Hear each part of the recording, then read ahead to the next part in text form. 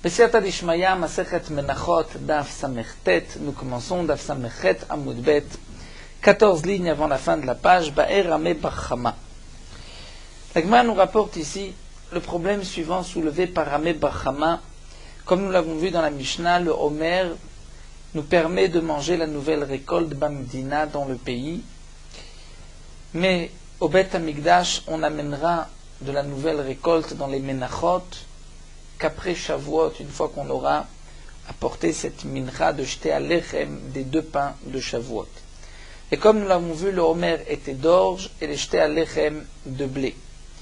Donc le Homer est matir bamdina dans le pays et le jeter à l'echem bamigdash dans le Bet Hamikdash. Ameh Bar-Chama pose le problème suivant. Jeter à l'echem maouch yatiru shelo kesidran.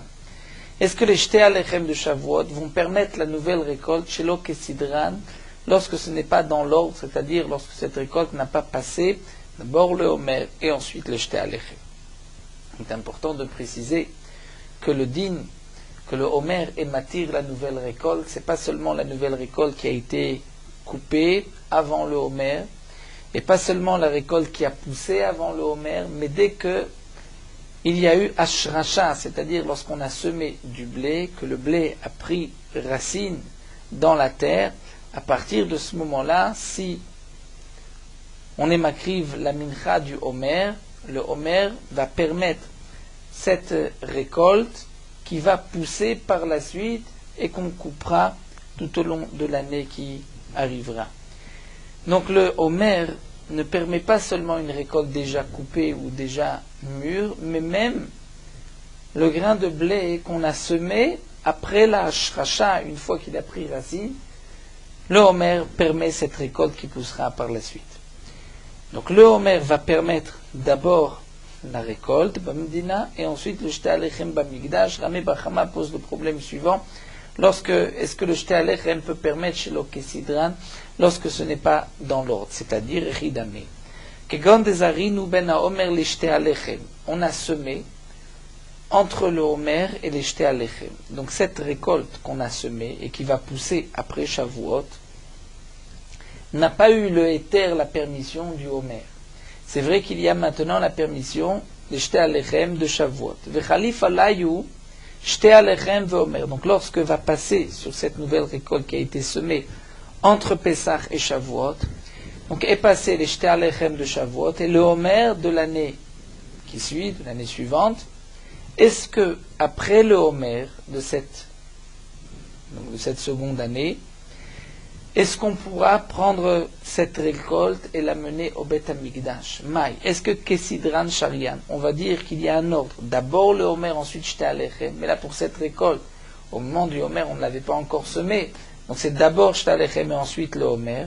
Est-ce que c'est permis seulement Kesidran, lorsque c'est dans l'ordre, d'abord Homer, ensuite jeter à l'echem, mais pas dans le cas où c'est jeter à l'echem et Homer? Il faudra donc attendre le Shavuot suivant, qui vient après le Homer, pour qu'il y ait Homer et jeter à l'echem. Donc seulement Kesidran permet Shelo Kesidran lo Sharian, Odilma, ou peut-être Shelo Kesidran na Meshar, même si ce n'est pas dans l'ordre, c'est aussi permis. Et donc, une fois que nous avons été makrim l'année d'après la mincha du Homer, on pourra prendre cette récolte et amener une mincha au Bet Hamikdash. On n'est pas obligé d'attendre Shavuot, puisque sur cette mincha, c'est-à-dire sur cette récolte de laquelle nous allons apporter maintenant une offrande, est déjà passé le Homer et jeté à l'echem. C'est vrai que ce n'était pas dans l'ordre, mais il y a eu et le Homer et jeté à l'echem. Ça, c'est le problème de Ameh Bar-Chama. Amar Rabba va apporter une preuve. Tashma, nous avons une braïta qui dit V'im takriv minchat bikurim, à propos de ce pasouk. Le pasouk nous dit V'im takriv minchat bikurim, un pasouk dans Parashat Vaikra, lorsque tu apporteras minchat bikurim. Et cette minchat bikurim, il s'agit de la mincha de Homer. Minchat bikurim des prémices, mais c'est le Homer. Minchat bikurim hakatuv, minchat Homer hakatuv medaber, ce pasouk, nous dit la braïta, parle de la mincha du Homer. Mais chan ba'a, elle vient de quoi? De quelle récolte? Mina seorim, de l'orge. Demande la braïta, Homer mina seorim ou ne la mina mechitim? Est-ce que c'est de l'orge ou du blé? Ce n'est pas marqué mes fourrages dans la Torah, de l'orge ou du blé. Rabbi Eliezer Omer, Rabbi Eliezer dit, nous allons apprendre par une zerachava, Neymar Aviv b'Mitzraïm, c'est marqué Aviv en Égypte, au moment des plaies, c'est marqué Va'pishta Va'seora Nukata qui a Seora Aviv. Donc le mot Aviv se rapporte sur Seora sur l'orge. Veneimar, ici c'est marqué Aviv. Les Dorot pour la mincha du Homer, c'est marqué Vim Takriv Mincha Bikurim Lachem Aviv Kaloui. Et donc, Ma Aviv Amour Bemitzrayim Seorim, de même manière que le Aviv qui est marqué en Égypte, c'est de l'orge. Aviv Amour les Dorot Seorim, même pour les générations à venir, c'est-à-dire pour le Homer, c'est aussi de l'orge. Donc de là, nous dira Blazer, nous apprenons que la minchat à Homer est une mincha d'orge et pas de blé. Rabbi Akiva, Omer Rabbi Akiva dit, Matzinu Yachid Shemevir Chovato Min Achitim Chovato Min Aseorim. Rabbi Akiva dit, nous n'avons pas besoin donc de cette Gzerashava, parce que nous allons l'apprendre de cette manière. Le Yachid particulier apporte Chovato, une obligation, lorsqu'il y a une obligation de mincha, il apportera Min Achitim de blé. Ça peut être une minchat choté, vechovato, et on voit qu'il apporte aussi chova, une mina seorim, lorsque c'est la mincha de sota. Donc on voit que le particulier a une mincha et de blé et d'orge. Alors je dirais tzibour, chez Mevim, chovatan, minachitim, on trouve que l'ensemble du clan Israël, la communauté, a une obligation d'apporter une mincha de blé. Il y a différentes menachot que le tzibour apporte, donc entre autres, minchat nesachim qui est de blé. Et donc, Mevim Chovatan Minasorim, il faut aussi que le Tzibour puisse apporter une Chova Minasorim d'orge. Quelle est la Chova que le Tzibour peut apporter d'orge? C'est obligatoirement le Homer, ça ne peut pas être autre chose. Vimata Homer Baminachitim, si tu dis que le Homer c'est du blé, alors le Matzinu Tzibour Shmevi Chovato Minasorim, on ne voit pas que le Tzibour va apporter son obligation d'orge. Donc tu es obligé de dire que la Minchat Homer c'est de l'orge. Davar Acher, autre explication. Imata Omer Baminachitim, si tu dis que le Homer c'est du blé et pas de l'orge, alors en Shtalechem Bikurim, les Shtalechem ne sont pas, les Bikurim ne sont pas fruits de la première récolte de cette année, puisque la Torah a appelé Shavuot ou Biyom à Bikurim, c'est-à-dire qu'on apporte ce jour-là Shtalechem de la nouvelle récolte, donc c'est obligatoirement Shtalechem de blé, qui est de la nouvelle récolte, on en déduit que le Homer n'était pas de blé. Le Homer était d'orge, parce que si le Homer était aussi de blé, alors à Shavuot, ce n'est pas la nouvelle récolte. Donc de là, nous disons que obligatoirement, la mincha du Homer est une mincha d'orge et pas de blé. La Gemara continue et va essayer maintenant d'apporter une preuve, c'est la preuve de Rabbah à la question de Ramé bar Chama. Rabadi, nous venons de voir dans cette braïta, quelle est la preuve que la minchat Homer est d'orge et pas de blé? Parce que si la minchat Homer est de blé, alors les shtalechem de Shavuot ne sont pas les premiers, les bikurim de la nouvelle récolte. Mais si tu dis, poursuit Rabbah, que des shtalechem shelo kesidran sharian, que les shtalechem, même lorsque ce n'est pas dans l'ordre, vont permettre la nouvelle récolte, alors mashkachat la demakriv omer me'anardash kush kodem l'ishtalechem. On pourra trouver que le homer est de blé et les shtalechem sont aussi de blé. Seulement, le blé des shtalechem est quand même bikurim par rapport à la mincha de homer qui a été apportée. Comment cela? Parce qu'on dira ainsi, demakriv omer me'anardash kush kodem l'ishtalechem, c'est-à-dire qu'on a semé du blé entre Pessah et Shavuot, et on a semé ensuite encore du blé au mois de Tammuz après Shavuot. Donc on va dire que la mincha du Homer, on apportera des hashrosh qui a pris racine kodem ishtalechem, ce qu'on a semé entre Pessah et Shavuot. L'année prochaine, on amènera de cette récolte pour la mincha du Homer. On pourra donc même amener du blé. Puisque cette mincha de Homer n'a passé que jeté à l'Echem, et maintenant le Homer, si on dit que Shelo Kesidran c'est Moutar, donc voici que cette récolte pourra être apportée au Beth Amikdash pour la mincha du Homer, et ce sera la première de cette année. Et ensuite, donc on va prendre d'abord, pour suivre et être proche des mots, on est makriv le Homer ma'anar d'ashrosh kodem l'ishtalechem ou batara Homer de ishtakad. On amènera une récolte de blé qui a pris racine avant Shavuot, avant les shtalechem, mais après le Homer, dans ce qu'on a semé entre Pessah et Shavuot, l'ishtakad de l'année dernière. Veshte alechem, et les shte alechem de Shavuot, on amènera aussi du blé, mais anar d'ashrush kodem la omer de ashta, de ce qui a pris racine avant le omer de cette année, ou batash talechem d'ishtakad, et après, les shte alechem de l'année dernière, c'est-à-dire ce qu'on a semé au mois de Tammuz. Et donc, nous dit Rabbah, si tu penses qu'il peut y avoir un éther, des shte alechem, même lorsque ce n'est pas dans l'ordre, ce n'est pas d'abord omer shte alechem, mais ça peut être shte alechem ou omer, donc on pourrait apporter et la mincha du Homer et la mincha de Shte Alechem, on pourrait apporter du blé. Et malgré tout, ce n'est pas la même récolte, c'est une nouvelle récolte qu'on amène à Shavuot, puisqu'à Shavuot, on amènera la nouvelle récolte qui n'a pas passé les Shte Alechem de l'année dernière. Et donc, de cette manière, on pourrait dire que les deux menachot sont de blé. Et pourtant, donc dans la Braïta, c'est marqué qu'obligatoirement la mincha d'Omer c'est de l'or, sinon la mincha du Shte Alechem ne sera pas une mincha de Bikurim de la nouvelle récolte. Alors la Gemara répond, Misavata Bikurim les pera ka'amrinan, les misbeach ka'amrinan. C'est-à-dire, tu penses que Bikurim c'est les pera aux fruits, c'est-à-dire à cette récolte, au blé, on va dire que tout dépend. Les Bikurim de Shavuot, de cette récolte, de ce blé, et là tu me diras, c'est une nouvelle récolte. Moi, ce que je te dis, c'est les misbeach ka'amrinan. C'est-à-dire que le misbeach ne peut pas manger, entre guillemets, ne peut pas avoir du blé de la nouvelle récolte.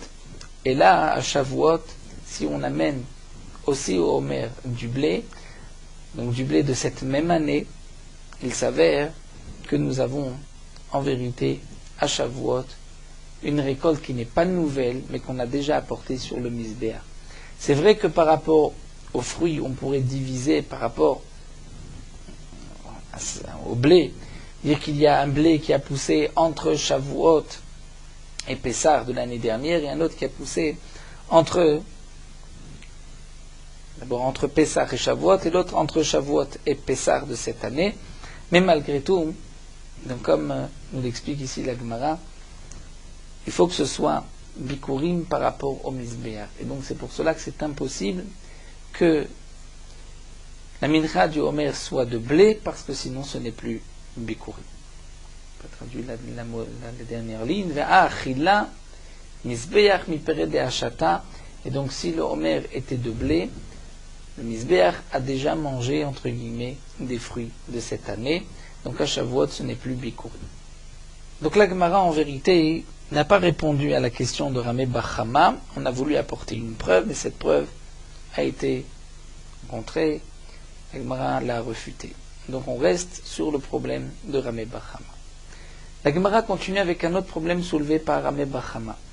Ramé Bar Chama pose le problème suivant. Shte alechem, les deux pains de Shavuot, est-ce que Hanatza Sharia ou Hanata Sharia? Il y a, comme nous explique Rashi, deux étapes dans la préparation. Lorsque le fruit pousse, c'est d'abord Hanatza, ça commence à sortir, ensuite Hanata, qu'on peut appeler par le bourgeon. Il y a d'abord la Hanatza et ensuite il y a Hanata. La question de la Gemara, est-ce que le Shte Alechem, Hanatza Sharia ou Hanata Sharia? Est-ce qu'il va permettre, lorsque le fruit est à ce stade-là de Hanatza ou de Hanata du bourgeon? Demande la Gemara, Maï Hanatza, Maï Hanata, de quoi il s'agit? Il est Hanatza dépéré, Hanata dépéré. Si c'est le fruit qui a commencé à sortir, ou le bourgeon du fruit, Ashta Ashrasha Sharia, comme nous l'avons expliqué, la récolte, pour la récolte, dès qu'elle a pris racine dans la terre, le Homer et le Shte Alechem vont permettre cette nouvelle récolte, bien qu'elle n'a pas encore poussé. Donc, quelle est la question Hanatza vechanata m'éveille pour l'arbre? Est-ce qu'il y a une question de Hanatza vechanata? C'est sûr que c'est un stade déjà bien avancé. Et donc, c'est sûr que le Shte Alechem peut permettre à ce stade-là la nouvelle récolte ou les nouveaux fruits. Et là, la Gemara reprend Hanatza de Allah vechanata de Allah. La question se pose sur la Hanatza de la feuille qui vient avant le fruit. Donc, est-ce que cette Hanatza de la feuille d'Alé, Vechanata d'Alé, est-ce que mi avec Ashracha, c'est comme la Ashracha, comme la récolte qui prend racine au lot, ou pas? Donc ce problème aussi reste suspendu. Tishbi, Teretz, Kushot, Mbayot. La question de Ram Bachama reste encore en suspens. Bae Rava Barafchanan, Rava Barafchanan pose un autre problème. Chitim Shezaran Bekarka. Du blé qu'on a semé dans le sol. Est-ce que le Homer Matiran ou un Homer Matiran? Est-ce que le Homer va les permettre ou pas? Demande l'Agma Echidame, de quoi il s'agit. Ide Ashrosh. Si ce blé a pris racine Tanina, nous avons appris, nous avons vu. Ide lo Ashrosh Tanina. Et si le blé n'a pas encore pris racine, nous l'avons aussi vu d'Etnan, comme c'est marqué. Im Ishrishu Kodem le Homer, Homer Matiran. La récolte qui a pris racine avant le Homer va la permettre. Vim la sinon Asurim, Achavo Homer Abba, jusqu'à ce que vienne le Homer de l'année suivante. Donc quel est le problème de Rava Barafranan, les chitim qu'on a semés dans le sol? L'autre Sricha, la Gemara répond, on parle dans le cas suivant des Chatzidino Vezarinu. On a coupé le blé de cette année, Vezarinu, et on l'a semé avant le Homer, Kodem le Homer. Vate Homer Vechalif Alayu, et le Homer est venu et est passé par-dessus, c'est-à-dire le Homer est passé. La question qui se pose, est-ce qu'on pourrait creuser ou ramasser ce qu'on trouve sur la terre de ce blé avant qu'il ait pris racine? Est-ce que Keman de Shadia Bekada Damia Vesharinu Homer, puisque c'est une nouvelle récolte, si elle était dans une carafe, dans une jarre, grâce au Homer, elle aurait été permise. Même là, lorsqu'on l'a semée, c'est comme si elle est dans une jarre. Vesharinu Homer, le Homer la permet. Va la permettre au Dilma, Batil Léo Legabéara, ou peut-être puisqu'on l'a semée, cette récolte s'annule dans le sol, et donc puisqu'il n'y a pas eu encore de ashracha, c'est-à-dire elle n'a pas pris racine, donc le Homer ne va pas la permettre, donc on ne pourra pas manger ce blé. Deuxième question, Yeshlaim Onaa ou Elaim Onaa? Est-ce que du blé qu'on a semé, est-ce qu'il y a une Onaa ou pas? C'est-à-dire, le din de Onaa, c'est un objet qui vaut 5, qu'on a vendu pour 6, il y a une Onaa, on a trompé l'acheteur, et il y a des dinim qu'on doit rendre la Onaa, ou parfois on peut annuler la vente. Pour les karkaot, les terrains, nous avons une règle qu'il n'y a pas de Onaa pour les terrains. Est-ce que ce blé, il y a Onaa ou pas? Echidame, demande à Gma de quoi il s'agit. Il dit, Madame Marlesi, lui dit, Shadae Bashita. J'ai semé dans ce terrain l'équivalent de 6 corps de blé. Enfin, tout ça, des témoins sont venus dire, qui n'a semé que 5. Donc là, il y a une Onaa de 1/6. Est-ce que c'est dans ce cas-là que l'Agma se pose la question, est-ce qu'il y a Onaa ou pas? Pourtant, Rava dit tout ce qui est Bemida mesuré, Mishkal pesé, Shibniel ou compté, même si c'est moins que 1/6, que la Onaa Choser. Bien que pour un objet qui vaut 5, qu'on a vendu à 5,5, on ne peut pas réclamer la Onaa. Il y a ce qu'on appelle une Mechila, puisque c'est moins que le Shiur Onaa, c'est moins que 1/6. Mais lorsque c'est quelque chose qui est compté ou pesé, ou mesuré, même moins que 1/6, il peut être Choser. Donc de même, on dira que s'il dit qu'il a semé 6 alors qu'il n'a semé que 5, puisque c'est quelque chose qui est mishkal, c'est-à-dire qui est pesé ici, 5 corps, donc qui est compté, mida, une mesure. Ici c'est une mesure de corps, donc c'est sûr qu'il est choser, qu'il y a ona. Et là, de Amarle, dit la Gemara, on parlera dans le cas où il lui a dit Shadeba, Kedeba Ela, va semer dans ce champ. Il dit Shadeba, j'ai semé dans ce champ, Kedeba Ela, comme le champ a besoin. Va tout ça, des témoins sont venus dire non. Il n'a pas semé comme le terrain avait besoin, puisqu'il faut quand même une certaine quantité pour une telle surface de terrain.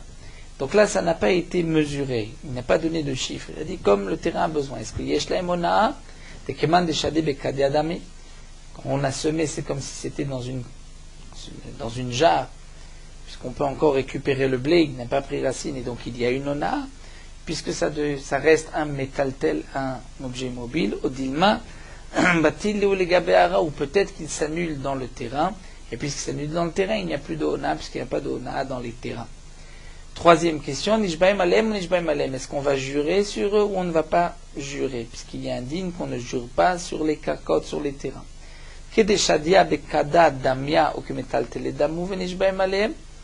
si donc il y a une discussion où on doit jurer, est-ce que c'est considéré comme si c'était dans une jarre, et donc c'est comme un métalten, objet mobile, et on peut jurer au dilma batil ou agavara, bien ça s'annule sur le terrain que mekarka et damou, c'est comme un terrain, venjben, mais non, on ne jure pas, tekou, là aussi l'agma reste en suspens jusqu'à la venue d'Elio Navi. Baï Ramé Bachama, un autre problème de Ramé Bachama, chitim shibiglale bakar, veseorim shibiglale beima. Le bakar, le gros bétail a l'habitude de manger du blé, et les autres bêtes ont l'habitude de manger, Rachid nous dit les autres bêtes comme l'âne et le chameau ont l'habitude de manger de l'orge. On a trouvé du blé dans les excréments d'une vache, d'un taureau, et de l'orge dans les excréments d'un âne ou d'un chameau. Maou, quel est le digne de ce blé ou de cette orge? La Gemara demande les mailles. Par rapport à quel digne, tu te poses la question.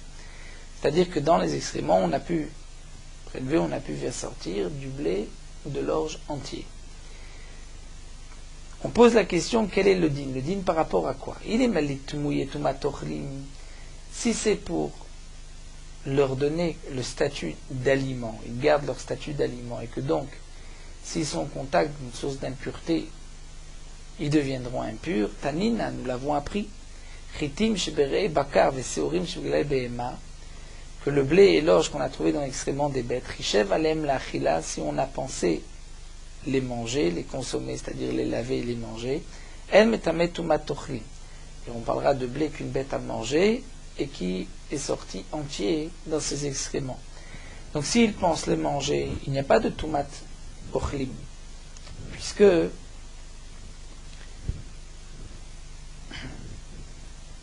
Rachid nous explique, s'il a pensé alors que c'est encore mélangé avec les excréments, à ce moment-là il n'y a pas encore de tumat ochlim par cette pensée.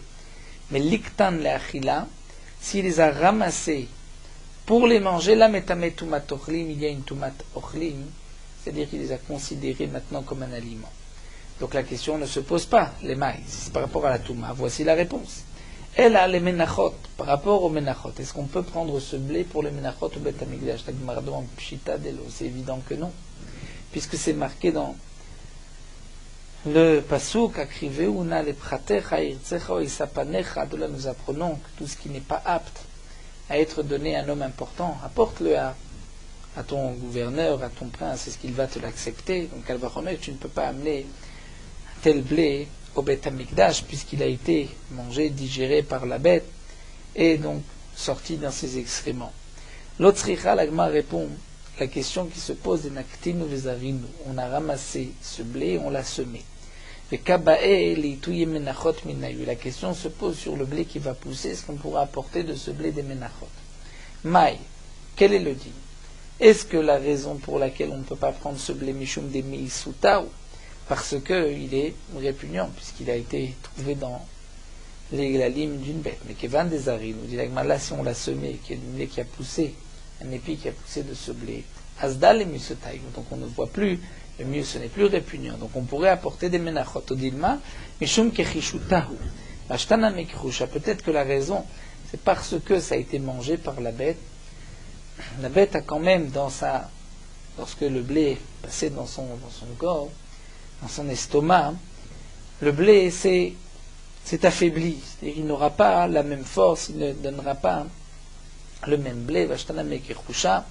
Donc là aussi, même si on a semé, il est karouche, le blé qui poussera ne sera pas beau, et donc peut-être qu'on ne peut pas l'amener au Beth Amikdash. Donc Tekou, là aussi l'agma reste en suspens jusqu'à la venue de Yohan Navi. Nous avons une autre question. Vaïrame Bachama pile chez Balak Kfifa Mitzrit, un éléphant qui a avalé Kfifa Mitzrit, c'est-à-dire un panier Mitzrit qui est fait de feuilles de palmier. Vikia, et il l'a vomi d'Erbetari, c'est-à-dire il l'a sorti dans ses excréments, le panier était entier. Maou. L'emaï, demande la Gemara. Je te pose la question par rapport à quoi? Il est mal aimé va-t-elle tout matin, si c'est que le panier était impur, l'éléphant l'a avalé et l'a fait sortir dans ses excréments, donc un petit panier. Tanina, nous l'avons déjà enseigné, Kol Kelim Yurdim l'idée tout matin de Marshava, tout Keli peut devenir impur par une simple pensée, comme une peau qui est réservée à des chaussures, Tant qu'on n'a pas fait les chaussures, la peau ne peut pas devenir impure. Mais si tout d'un coup on change d'avis et on veut utiliser cette peau pour une table, par la simple marchava, on peut donner maintenant à cette peau statut de Kéli, que si une touma touche cette peau, elle sera impure. Mais pour l'enlever de sa touma, il faut un changement, une action. Donc là, il n'y a pas eu d'action puisque la bête l'a avalé, l'a fait sortir. Le panier est entier, il n'y a pas de raison que la touma disparaisse. La Gemara répond l'otsricha, le chidouche des balaoutzin va avdinu kfam mitzrit. Le chidouche est le suivant. C'est que l'éléphant a avalé des feuilles de palmier et dans son ventre, dans son estomac, les feuilles se sont mélangées et il a sorti une fifa mitzrit, c'est-à-dire qu'il a sorti un panier. La question est de savoir, mi avait ikoul, est-ce que c'est considéré comme un ikoul, c'est-à-dire une digestion, et donc, avelé kekli glalim, ça devient comme un ustensile qu'on a fait à base de glalim, d'excréments de bêtes, ou kekli adama, ou un keli de terre qui n'est pas même mekablim tum'a, puisque si on prend des excréments de bêtes qu'on fait sécher, on en fait un keli n'est pas mekabel tum'a. Donc dans la marmar, comme on a appris keli avanim, keli glalim, keli adama, un ustensile de pierre, d'excréments ou de terre ne sont pas mekablim tum'a, l'homme divrait Torah, divrait soufri, min natora ou ni midera banan. Donc la question, est-ce que maintenant, ce qui a été avalé par l'éléphant est considéré comme une digestion, et donc mi aveikul, donc maintenant c'est des excréments, il n'y a plus de tum'a, bien qu'il a sorti un panier. Odilma lo aveikul, ou peut-être que ce n'est pas considéré comme un ikul, et donc nous avons maintenant un panier de feuilles de palmier qui peut être impur. Bien sûr, on s'imagine bien que le panier n'est pas sorti de la même manière que si un homme l'avait préparé. Mais d'une certaine manière où les branches, les feuilles se sont mélangées, il y a eu un petit keli, un petit bête kiboul, l'endroit où on peut poser quelque chose. Donc quel est le din? La Gemara continue, tifshot le meha, tu pourrais le déduire de là, de Amar ou la mishum Rabbi Shimon bar Yotzadak, ou la dion Rabbi Shimon bar Yotzadak, maaseh. Il y a eu une histoire où balou zeevim ou shne zeevim, où deux loups ont avalé shne tinokot bever à Yarden, deux enfants de l'autre côté du Yarden, ou bamaaseh lefnei chachamim, et les chachamim, lorsque la question s'est posée devant les chachamim, vetiaru et abassa, ils ont dit que la chair de ces enfants, comme nous dit Rashi, les loups les avaient ensuite rejetés dans leurs excréments, et donc ils étaient encore entiers, ce n'était pas comme la chair qui avait été digérée des excréments du loup. Donc là, la chair de ces enfants était reconnaissable, et donc il y a une touma de met, puisque l'enfant est mort. Les Rachamim ont dit que la viande est, c'est-à-dire la viande, la chair, le rôle de ces enfants, est pure, puisque c'est considéré comme ça a été digéré par les loups. Donc tu vois qu'une fois que c'est passé par l'estomac de la bête, ça ne garde pas son statut initial, c'est maintenant des glalim, des excréments. Ma réponse n'est pas la même chose, n'est bassar des rakir. C'est différent, la chair, puisque c'est tendre, et donc c'est pour cela que c'est considéré comme un ikoul. Mais ce n'est pas la même chose que les feuilles de palmier. Venifshot mi sefa. On demande la Gemara, tu pourras apporter une preuve de la sefa, puisque c'est marqué vetim oeta atzamot. Ils m'ont dit que les os de ces enfants qui étaient ressortis sont impurs. Donc ils sont impurs parce qu'ils sont durs. De même on dira pour les feuilles, la Gemara répond non, shane atzamot d'accoucher de fait.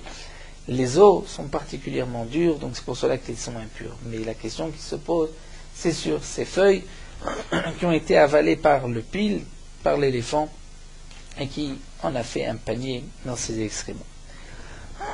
Nous avons encore une autre question que la Gemara nous pose, Ba'era bizira. Chitim she'ardu be'avin ma'u, du blé qui est descendu par un nuage. Ma'u, quel est le din? Qu'est-ce que cela signifie, du blé qui est descendu par un nuage?